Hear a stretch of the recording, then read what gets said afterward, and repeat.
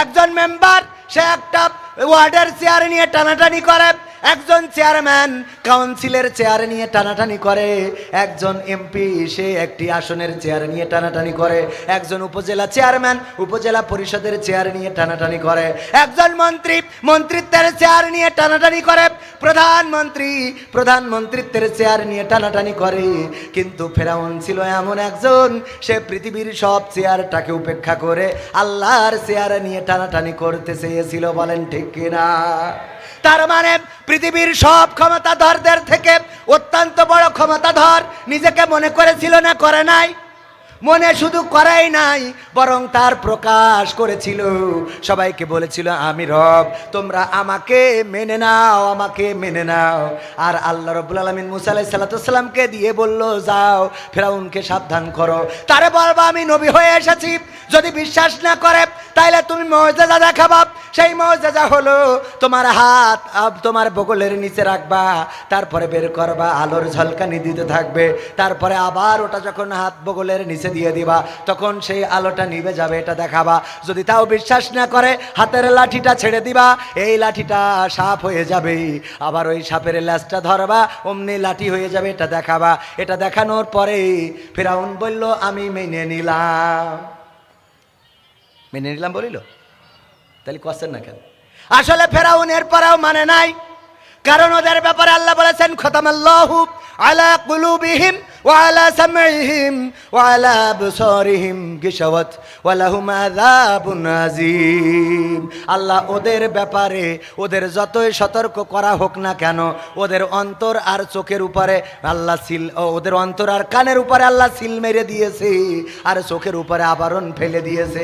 যত সাবধান করা হোক ওরা সাবধান হবে না, আর ওদের জন্য রয়েছে জাহান্নামের শাস্তি। বলেন নাউযুবিল্লাহ।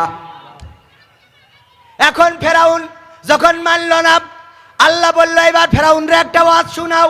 কি ওয়াজ? বলো মিনহা খলাকনাকুম ওয়া ফিহা নুঈদুকুম ওয়া মিনহা নুখরিজুকুম তারাতান উখরা। ওগো ফেরাউন, কেন এত অহংকার করো, কেন এত বড়াই করো, কেন এত লড়াই করো, কেন এত সংগ্রাম করো, কেন এত মারামারি, কেন এত পিটাপিটি, কেন এত কিলাকিলি, কেন এত গ্রেফতার, কেন এত রিমান্ড, কেন এত ফাঁসি, কেন এত বিদ্রোহ? সব ক্ষমতা তোমার চূর্ণ হয়ে যাবে। তুমি কি চিন্তা করো না তোমার কোনো অস্তিত্ব ছিল না? আল্লাহ তোমাকে মাটি থেকে সৃষ্টি করেছে, আবার একদিন তোমাকে মাটির মধ্যে ঢুকিয়ে দেবে, আবার একদিন তোমাকে মাটি থেকে টেনে তুলবে। এই কথা সতর্ক করার জন্য, ফেরাউনের কাছে বলার জন্য আল্লাহর নবী মুসা আলাইহিস সালামের কাছে এই আয়াতটা নাজিল করেছিল। আর আমরা এই আয়াত নিয়ে যাইয়ে মরা মানুষের কাছে যাইয়ে পড়ি। তাহলে এটা কোথায় পড়তে হবে?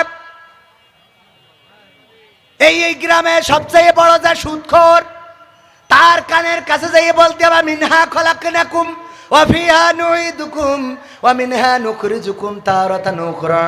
কেন এত সুদ খাও, কেন এত মানুষের সাথে খারাপ আচরণ করো, কেন এত টাকা দিয়ে টাকা বাড়াও? সুদেরও সুদ খায় এমন আছে না নাই?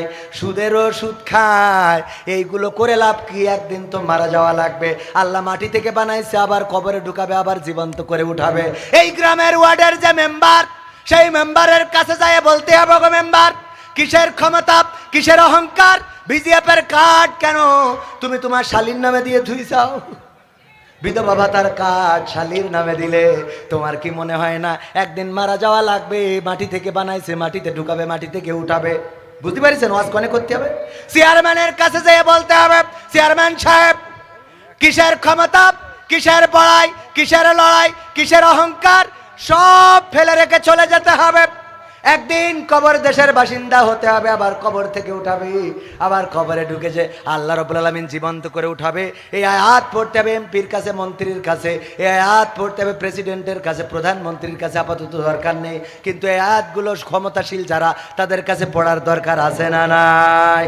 কিন্তু আমরা কোনে যাইয়ে পড়ি?